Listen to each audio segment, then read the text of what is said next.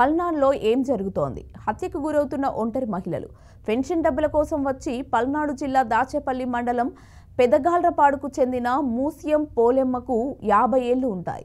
ఆమె పెదగాల్రపాడు నుండి వచ్చేసి కరాలపాడులో ఉంటుంది. అప్పుడప్పుడు గుంటూరులోని కుమార్తె ఇంటికి వెళుతుంది. అయితే గత నెల 31వ తేదీన పోలెమ్మ పెదగాల్రపాడు వచ్చింది. ఆమెకు వచ్చే వితంతు పెన్షన్ తీసుకోవడానికి ప్రతి నెల గ్రామానికి వస్తుంటుంది.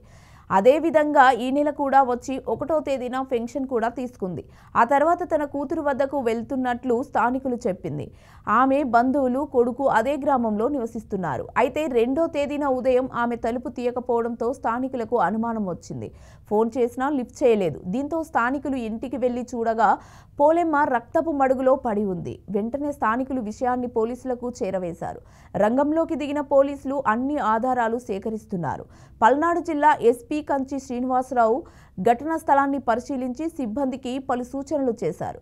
పోలెమ్మ బంధువులను పోలీసులు విచారించినా ఎటువంటి సమాచారం లభ్యం కాలేదు. ఎవరు హత్య చేసి ఉంటారో అన్న అంశంపై పోలీసులు ఎటువంటి ఆధారాలు లభ్యం కాలేదు. ఈ మధ్య కాలంలో పల్నాడు జిల్లాలో ఒంటరి మహిళలు హత్యకు గురి కావడం కలకలం రేపుతోంది. వెనుకొండలో 2 మహిళలు హత్యకు గురయ్యారు. ఇప్పుడు పెదగాల్రపాడులో ఒంటరిగా ఉన్న మహిళనే టార్గెట్ చేసి హత్య చేశారు. దీంతో కొంతమేర భయాందోళనలు వ్యక్తమవుతున్నాయి. అయితే పోలీసులు ఆమె కాల్ డేటా ఆధారంగా దర్యాప్తు ప్రారంభించారు. 1వ తేదీన ఎవరెవరు కాల్ చేశారో సమాచారం సేకరించారు.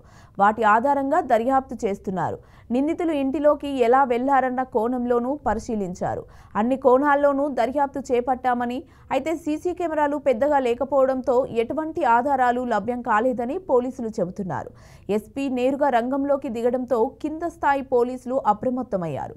ఇంటిలో డబ్బులు పోయిన దాఖలు లేకపోవడంతో హత్యకు ఇతర కారణాలు ఏమై ఉంటాయా అన్న కోణంలో పోలీసుల దర్యాప్తు సాగుతోంది. త్వరలోనే నిందితులను పట్టుకుంటామని పోలీసులు చెబుతున్నారు.